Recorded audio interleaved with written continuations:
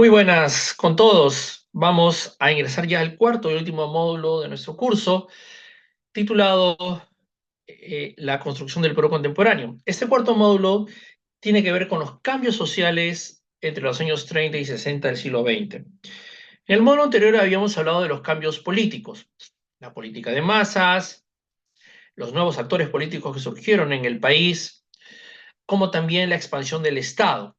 El Estado peruano que asumió pues nuevas funciones, trató de atender las demandas de sectores a los cuales quería incorporar también políticamente porque necesitaba su apoyo. Y claro, eso trajo una serie de consecuencias que también se verán en el tema de los cambios sociales en el país. Por eso es que este cuarto módulo lo vamos a buscar a eso. Es decir, en qué medida, claro, aquellos cambios que comentábamos en el módulo anterior se vieron ciertamente influenciados también por los cambios en la propia sociedad peruana. Y evidentemente a partir de eso, cómo es que diferentes sectores sociales empezarán a tener un rol más protagónico en la política y a cambiar la configuración del Perú, ya para entender lo que ocurrirá más adelante en la segunda mitad del siglo XX. Muy bien, por eso que vamos a centrarnos en algunas características centrales de este periodo. Y creo que la primera, evidentemente, para entender los cambios sociales, tiene que ver con el tamaño de la población. Por eso es que empezaremos hablando del crecimiento demográfico. Eh, Actualmente estamos en un censo. Creo que todos más o menos estamos enterados que en estos días se está realizando un censo y que en algún momento llegarán a tocar las puertas de nuestra casa para realizarnos una serie de preguntas eh, que permitirá acceder a información que es muy importante para determinar una serie de políticas en el país. Los censos son instrumentos que brindan información fundamental, ¿no? Para poder saber no solamente con cuánta población contamos, sino también el grado de instrucción, el grado de inserción laboral, el sexo y, en fin, otros datos relevantes. Los censos se realizan más o menos cada 10 años aproximadamente, pero en el siglo XX el primer censo recién se hizo en 1940, ¿ok? El anterior se había hecho en 1876, con lo cual, como ustedes podrán deducir, hubo 64 años, durante 64 años el país no tuvo un censo nacional, algo realmente que llama la atención. Recién se hizo el año 40 y aquel año el censo que se hizo determinó que el país tenía aproximadamente 7 millones de habitantes. 7 millones, ¿ok? 7 millones, ¿ok?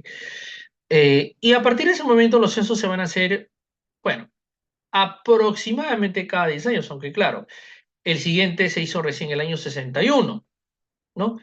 Y luego ya se hizo uno en 1972. Pero aquí lo importante es ver el ritmo de crecimiento de la población, ¿no? Porque entre el año 1940 y el año 1972, o sea, durante un lapso de 32 años, la población del país se duplicó. El año 40 era 7 millones, en 1972 la población llegó ya a 14 millones. O sea, en 32 años la población se había duplicado, ¿ok? Que es un crecimiento muy, muy, muy fuerte, un crecimiento explosivo. Que en 30 años la población se duplique es un montón, ¿no?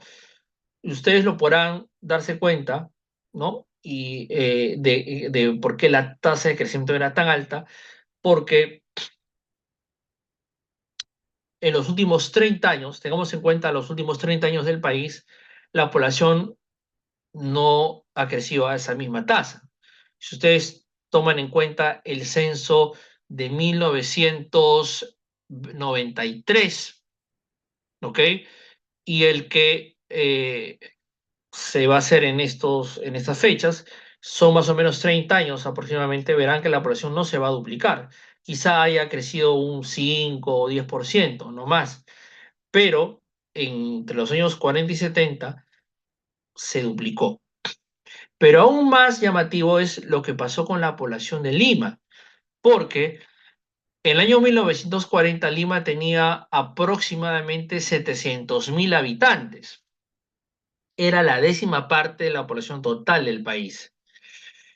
32 años después, en 1972, Lima llegaba ya a 3,5 millones de habitantes. Es decir, que en 32 años la población de Lima se quintuplicó.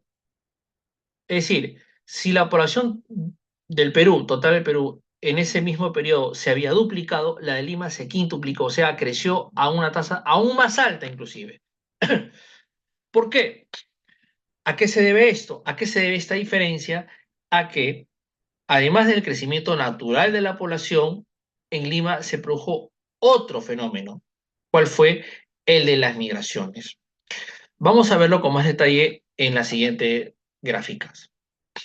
A ver, aquí pueden observar ustedes el mapa de Lima, ¿no?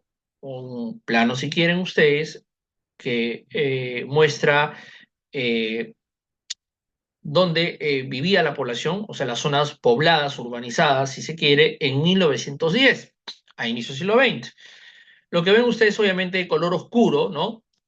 Estas zonas de color oscuro es donde vivía la gente. Obviamente todo se concentraba sobre todo en el centro histórico de la ciudad, ¿ok? Ahí lo podemos ver. El centro histórico, ahí está, ahí lo podemos, ¿ok? Algo del Rima, ¿ok? Y ahí estaba la mayor parte de la población.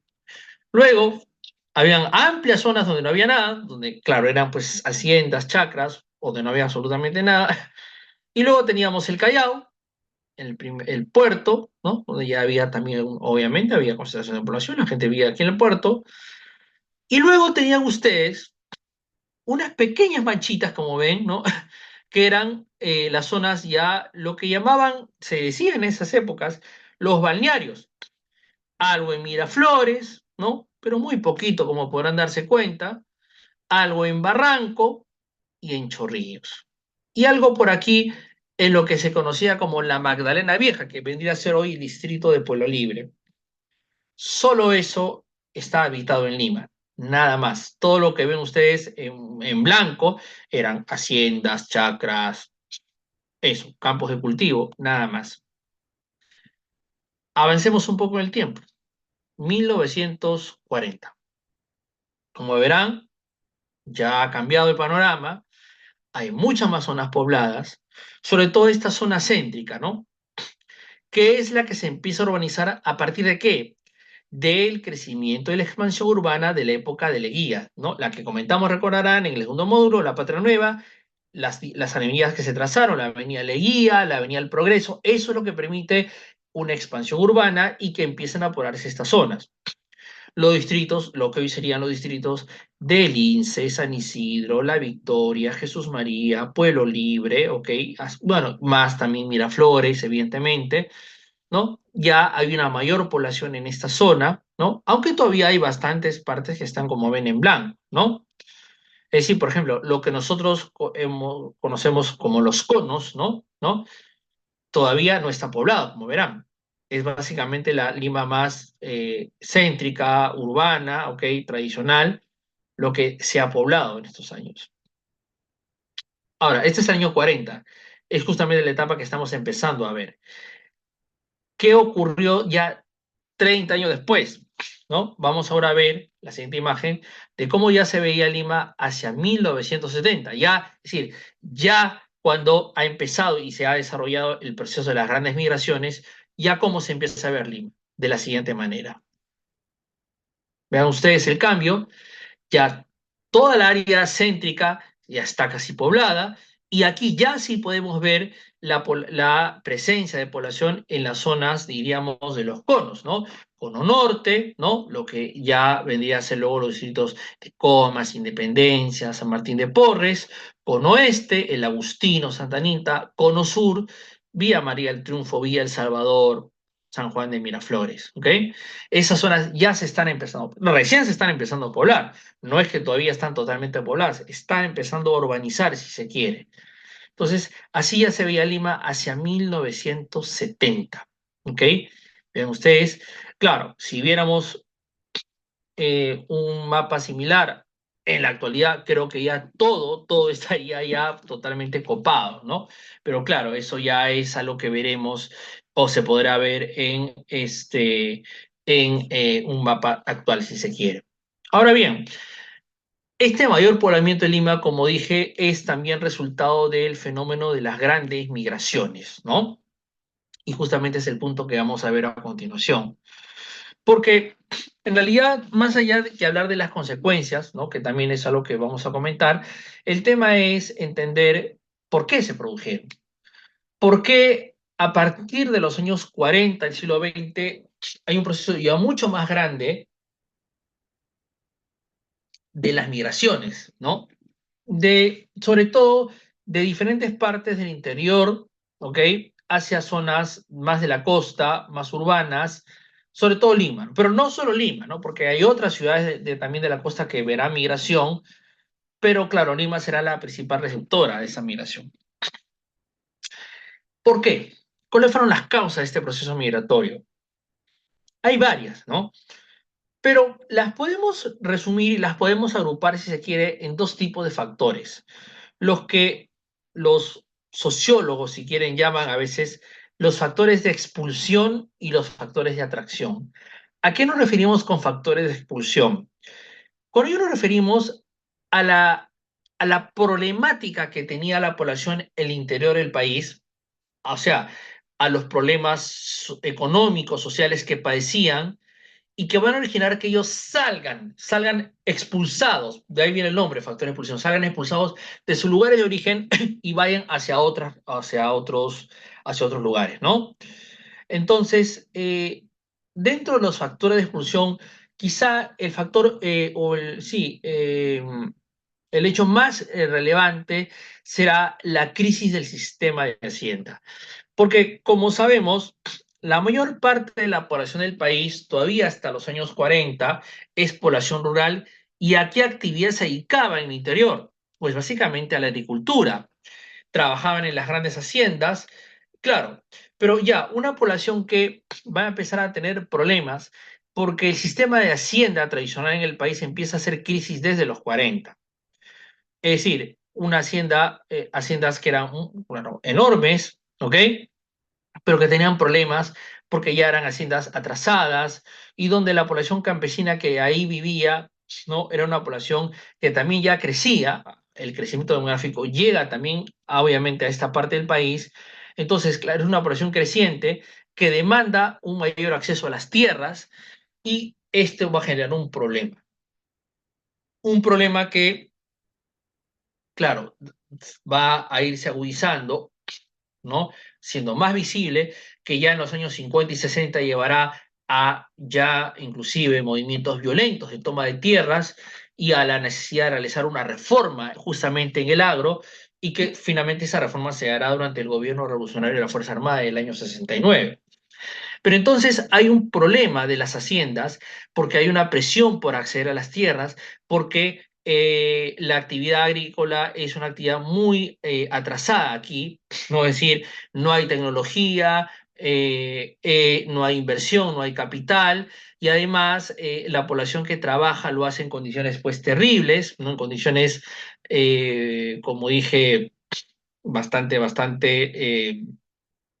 sin técnica, sin apoyo, y además también ni siquiera recibiendo un salario a cambio, ¿no? O sea, no hay el sistema de trabajo no es un sistema moderno, ¿no? El que implica que el campesino recibe un pago por su trabajo, sino que en muchos casos lo único que se le da es un pedazo de tierra para su subsistencia. Ese sistema hace crisis de los años 40 y es lo que obliga a que muchos campesinos salgan de ahí, ¿no? Y traten de llegar a otros lugares, miren a otros espacios, ¿no? Eso es un factor entonces clave para entender este proceso migratorio, ¿no? Pero también están los factores de atracción, que son, ¿qué cosa? Es lo que les atraía a los migrantes de otros lugares y que hacía de que les sea justamente atraído e interesante llegar a esos lugares, a estos otros espacios. ¿Cuáles eran esos factores de atracción? Bueno, evidentemente, hablamos en el módulo anterior de la expansión del Estado, de cómo se empiezan a, ¿no? a construir hospitales, barrios obreros, restaurantes populares, el propio sistema de seguridad social que se empieza a implementar desde los años 30. Muy bien, toda esta expansión del Estado y toda esta infraestructura pública que brinda servicios, básicamente se va a dar en Lima. Es cierto que se empiezan a hacer también algunas obras en el interior del país, pero sobre todo está en Lima. Eso es lo que atrae a los migrantes. Es decir, ¿dónde puedo acceder a salud, a educación, ¿ok? A una vivienda medianamente decorosa? Es en Lima. Por eso es que la mayor cantidad de migrantes bueno, que salen de su lugar de origen llegan a Lima, ¿ok? A eso se refieren los factores de atracción. Lima ofrecía la posibilidad de acceder a servicios básicos y por eso es que llegan en gran medida a la capital, ¿ok? Ahora, añadiría otro factor más, porque alguno podría decir, ok, ya está bien, la problemática que había en el interior, la posibilidad de acceder a servicios públicos, que es lo que Lima les da, pero de alguna manera eso siempre se había dado, en menor medida quizás, pero siempre Lima había sido la ciudad que ofrecía las mayores posibilidades, a diferencia de lo que ocurría en los lugares de origen. ¿Por qué entonces es en este momento, a partir de los años 40, que tenemos una gran migración? ¿Qué otro elemento hace posible que esa migración sea factible a partir de esta coyuntura, a diferencia de otras anteriores? Ahí hay otro elemento que ya habíamos mencionado en módulos anteriores, la expansión de las vías de comunicación. Cuando hablamos de la construcción de caminos, carreteras, en buena parte del país, bueno, ya para los años 40 hay una oferta, hay una mayor infraestructura de carreteras, ¿ok? Que van a permitir que la población que vivía en zonas del interior del país empiece a migrar, empiece a poder llegar aquí a la capital. Entonces, eh, la mayor posibilidad de comunicación y transporte, si se quiere, es lo que nos permite entender este proceso migratorio tan importante y que con gran fuerza se da desde los años 40 en adelante. ¿Ok? Y entonces empieza a llegar población, sobre todo a Lima, ¿ok? Y aquí ya viene obviamente el tema de las consecuencias, ¿cierto? La formación de barriadas, el aumento de la informalidad, pero también el surgimiento de una nueva cultura popular urbana. ¿Ok? Vayamos al primer punto. La formación de barriadas. Las personas que llegan aquí a la capital entre los años 40, 50 y hasta 60, llegan y lo primero obviamente que tenían que ver es, bueno, ¿dónde vamos a vivir? Y esto pasará por la ocupación de espacios, ¿no? La invasión de espacios y ocupación de espacios, en algunos casos de propiedad del Estado y en unos casos de propiedad privada. Pero se habla de una invasión en principio, ¿no? Y una ocupación de terrenos, pero que luego serán normalizados, ¿no? Porque es el propio Estado el que va a acercarse a estas poblaciones a decirles, ok, ustedes han ocupado este espacio de manera obviamente informal, ok, de manera ilegal inclusive, pero el Estado les va a ayudar y les va a asignar ese terreno para que puedan construir sus casas de manera obviamente muy precaria, ¿no? Y así surgirán las llamadas barriadas, ¿ok? Las barriadas van a ser esta forma de asentamiento urbano informal, precario, ¿ok? De autoconstrucción, ¿no? Aquí no hablamos pues de los barrios obreros, de las unidades vecinales, porque les hoy construida la vivienda formal y todo, no. Aquí hablamos de que la propia población en muchos casos construye sus viviendas como puede, ¿no? Y el Estado les facilita el terreno, ¿no? Y nada más, ¿no? Pero lo que hace el Estado es oficializar que ese ya será su espacio que va a ocupar, ¿no? Punto, ¿no? Y ahí surgen las barriadas, ¿no?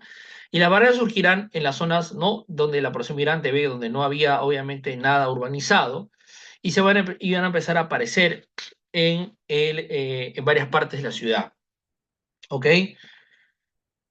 Y entonces estas barriadas van a convertirse luego ya en distritos, ¿no? ¿No? Evidentemente, ¿no? Hay algunos casos emblemáticos, ¿no? Por ejemplo, la barriada, y claro, muchas veces las barriadas van a estar muy vinculadas a gobiernos. ¿Por qué? Porque los gobiernos de turno, algunos de ellos que hacían era, como dije, acercarse a esta población, ofrecerle, darle servicio, no, a ver, decirles ya, este espacio va a ser de ustedes y le vamos a ofrecer servicios básicos, agua, luz, pero a cambio de apoyo político. Y muchas veces las barriadas van a estar vinculadas a gobernantes. Creo que el caso más emblemático fue en los años 50, el de la barriada de 27 de octubre, una barriada que surgió en el año 1949 y que va a tener un gran apoyo del general Odría, quien fue presidente en esos años, y por eso es que la barriada tomó el nombre 27 de octubre. ¿Por qué? Porque ese día fue el día en que Odría dio el golpe de Estado que lo llevó al poder, ¿no? Entonces, de ahí viene el nombre de la barriada 27 de octubre, que tuvo un gran apoyo de Odría durante sus años de presidente. Claro, ya luego cuando él dejó la presidencia, la barriada finalmente luego se va a convertir en un distrito, ¿no? Que tomará el nombre de San Martín de Porres, ¿ok? Otra barriada que surgió en los años 50 fue la barriada Ciudad de Dios, a partir de una invasión de terrenos en la zona de Atocongo en 1954, que se denominó Ciudad de Dios, así se llamó, y que luego se va a convertir en el distrito de San Juan de Miraflores, ¿no? Y luego van a surgir otras, ¿no? Barriadas, ¿no? Luego ya lo que luego será Comas, ¿no? Ya en el norte. Entonces surgieron así diversas barriadas, ¿no? Entre los años 50 y 60, que luego serán distritos, ¿ok? Entonces es una forma de asentamiento urbano obviamente informal, porque a diferencia de las urbanizaciones formales donde primero se construían las casas, todo, y luego ya llegaban las familias a vivir, y claro, viviendas de material noble, aquí primero llegaron las personas haciendo pequeñas chozas inclusive, y luego fueron construyendo sus casas poco a poco, pero de manera pues informal, de manera precaria, ¿ok? Y las barriadas va a ser una forma de asentamiento que finalmente va a delinear a una nueva Lima. Ya no la Lima solamente tradicional, la que hemos visto en las imágenes anteriores, sino una Lima ya, ¿no? Que va a empezar a verse poblada por las barriadas y que va a darle esa, diríamos, esa visión, ¿no? Tan característica que en muchas partes tiene nuestra ciudad, ¿no? Y que surge a partir justamente de los años 40 y 50, con la aparición de las barriadas.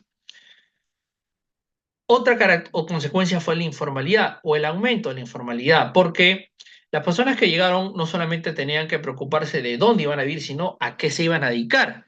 Una población que en gran medida era inclusive analfabeta y que la única actividad a la que van a poder dedicarse es a la venta informal, al comercio informal. Y van a surgir una serie de establecimientos de este tipo, ¿no? Mercados informales que van a aparecer en algunos puntos cercanos justamente a las barriadas. Y entonces un poco la imagen va a ser esta, ¿no? Mercados informales, venta en cualquier lugar, es decir, a diferencia eh, de los mercados formales que existían en Lima, eh, pues estos eran mercados informales, mercados donde la gente vendía en el piso muchas veces, ¿ok? Y esto va a surgir también eh, en los años 40, 50 como consecuencia de las grandes migraciones. Ahí tenemos como un ejemplo importante el mercado, por ejemplo, de la parada, ¿no? Lo que surge más o menos en esta etapa para poder, como un ejemplo, ¿no? De esta informalidad, que luego va a ser, va a crecer en el tiempo, ¿no? Y esto es algo que es un fenómeno que luego va a incrementarse de manera notable eh, y va a eclosionar, ¿no? Ya en los años 70, 80 va a ser mucho más visible. Y claro, esa informalidad creo que hoy en día todos la vemos en muchas partes de la ciudad, ¿ok? Luego también la nueva cultura popular urbana, ¿ok? Que surgirá también a lo largo de estos años, ¿no? Pongo aquí estos ejemplos porque es, creo, un elemento gráfico muy visible, ¿no? un poco lo que llamamos cultura chicha, si se quiere, y que tiene que ver con una cultura popular urbana que va a mezclar, ¿no? Es una simbiosis que se va a producir entre la cultura popular que ya existía aquí en la capital, con la que traen los migrantes, sobre todo que vienen desde, ¿no? El mundo, la cultura andina, ¿no? Y hay una mezcla ahí que se produce y que tiene varios ejemplos que se pueden señalar. Creo que la música es uno de los más importantes que podríamos ahí destacar. Surge la llamada música chicha, ¿no? La cumbia peruana, la música chicha, y claro, muy asociada a estos afiches, por ejemplo, de colores muy estridentes y todo eso, ¿no? Entonces hay una nueva cultura popular que surge. Hasta los años 50 diríamos que la única cultura popular urbana que se tenía aquí en Lima era la cultura criolla, asociada a la música también, la jarana, ¿no? La comida, si se quiere. Pero a partir de los 60 eso va cambiando y va surgiendo esa cultura popular llamada chicha, como se le ha conocido después, para poder entender, pues, esa simbiosis, ¿no? Entonces, las costumbres se mezclan, ¿no? Las costumbres que existían aquí en Lima con las que traen los migrantes, ¿no? Y un ejemplo de ello muy evidente es la música, los espacios que van a surgir donde van a escucharse la música chicha, frecuentado por la población migrante, y una población migrante que se va insertando de a pocos, ¿no?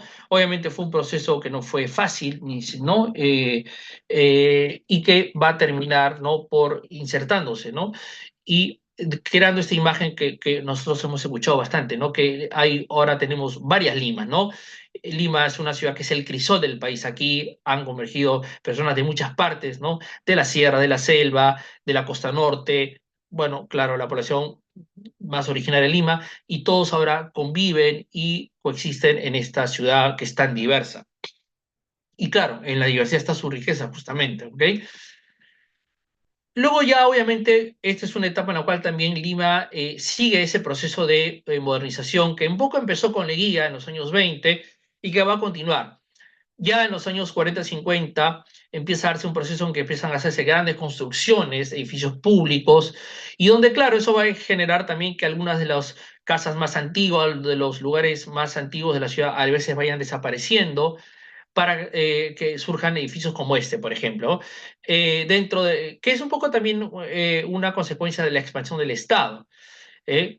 Porque, por ejemplo, aquí vemos el edificio del Ministerio de Educación que se creó, que se construyó durante los años 50, ¿ok? Un edificio enorme, el más grande de Lima durante varios años, ¿ok?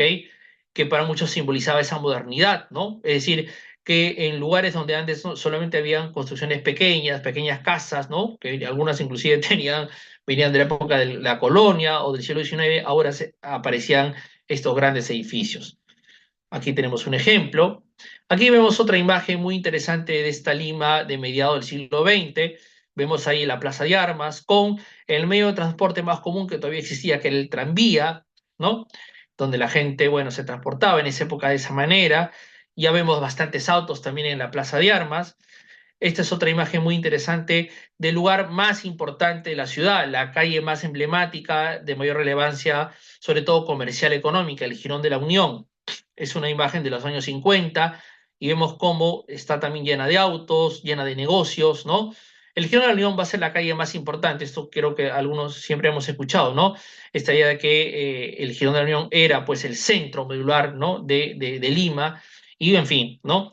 Estaban los negocios más importantes, las casas comerciales de mayor relevancia, estaban siempre ahí, ¿no? Hoy en día sigue siendo un lugar muy concurrido, evidentemente, el Girón de la Unión, y esa foto de los 50 lo atestigua. Y luego tenemos ya el tema de los medios de comunicación, y ahí, como mencionaba también hace unos minutos, es el momento en el cual los medios desarrollan, ya no solamente la prensa escrita, que ya tenía varias décadas de tener relevancia, sino también la radio, que como mencionamos, recordarán, surgió en la época de Leguía, llega también a su máxima expansión e influencia en los años 50, sobre todo es la edad de oro de la radio, y hacia finales de los años 50 ya los inicios de la televisión. La radio fue muy importante porque, ¿qué es lo que permitió la radio? Que la cultura popular, que básicamente está afincada en esos sectores, se expandiera a buena parte del país y a otros sectores sociales. Eso es lo que logra la radio. Y el mejor ejemplo está en la música criolla. La música criolla, que es una música que en los años 20 y 30 básicamente era la música de sectores populares, en los años 40, 50 llega a otros sectores, a sectores de clase media y hasta de clase alta, gracias a la radio. La radio hace posible la expansión de la música criolla, por ejemplo, y que, claro, sea una música considerada ya de carácter nacional. Por eso la relevancia de este medio de comunicación, que además ya va a tener formatos muy variados, ¿no? ¿No? No sé, pues desde, no solamente música, sino programas de noticias, concursos, radionovelas. Las radionovelas eran muy, muy populares, muy, de gran sintonía aquí en nuestro país, programas culturales, humorísticos, deportivos. Es decir, los contenidos van a ser muy variados y la radio por eso va a lograr, eh, eh, va a difundir todos estos contenidos en en casi toda la sociedad. Luego esto va a pasar a la televisión, ¿no? Ya a partir de los años 60, pero en principio fue la radio, ¿no? El primer medio de alcance nacional y que va a poder difundir diferentes contenidos culturales, artísticos, informativos. La población va a estar más informada. Eso es muy importante. La población está mucho mejor informada de lo que había sido en décadas anteriores. Cuando antes solamente había algunos medios escritos, ahora ya hacia mediados del siglo XX hay una mayor desarrollo y expansión de la prensa y también ya la radio. Vamos a ver aquí un par de ejemplos. En cuanto a los medios escritos, aparece ya una prensa, inclusive una prensa popular propiamente, con el diario Última Hora, un diario que tuvo una vigencia importante durante décadas y que fue una radio, fue por un medio que surgió el año 50, dirigido, y lo verán por los titulares, ¿no? Dirigido sobre todo a estos sectores, a los sectores populares con titulares en jerga, con noticias más policiales, deportivas, espectáculos. Fue un diario de gran arraigo y de mucha lectoría, el diario Última Hora. Y la revista Caretas, que es una revista yo creo la revista más importante que hemos tenido en el siglo XX. Quien desee estudiar algún hecho, acontecimiento, algún tema de nuestra historia de la segunda mitad del siglo XX, tiene que revisar Caretas necesariamente, ¿no? Es la revista, en cuyas portadas han aparecido todos los grandes personajes políticos, sociales, intelectuales, culturales de nuestro país. Esta revista surgió también en el año 1950 y bueno, hoy día sigue saliendo ya, claro, con menor relevancia, pero aún está ahí la revista Caretas, ¿no? Eh, que hasta el día de hoy pues la podemos observar. Y en cuanto a la radio, pues vamos a escuchar un breve fragmento de la radio en el país, ¿no? Escuchando un fragmento de una de las radios más emblemáticas que tenemos, que es Radio Programas del Perú, que empezó en el año 1963 y vamos a escuchar justamente un breves fragmentos de cómo era su programación en esos años iniciales.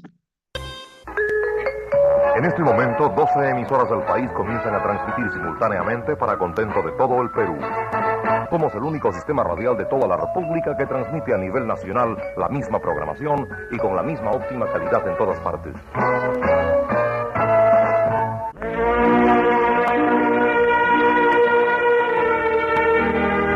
Queridas amigas de todo el Perú, muy buenos días. ¿Empezamos con la primera carta, Paticita? Sí, doctora. Viene desde el Cusco y le envía a Yanina. Ella tiene 18 años de edad, ha terminado la secundaria y está enamorada. Él se excita mucho cuando está conmigo. Me hace caricias que me avergüenzan. Doctora, dígame, ¿cómo le puedo hablar acerca de ello? Aprende a decir no en forma rotunda cuando te des cuenta que tu voluntad empiece a flaquear. Y si él insiste, sé firme en tu decisión. Y si por esta razón él quiere alejarse, pues hijita, alas y buen viento, que se vaya. Hasta pronto, cariño. Un beso. Bueno, ahí han escuchado ustedes entonces unos pequeños fragmentos de algunos programas de la radio de esa época. Así la gente se queda pues encandilada con estos programas. En fin, es de edad de oro la radio en el Perú en los años 50 y 60.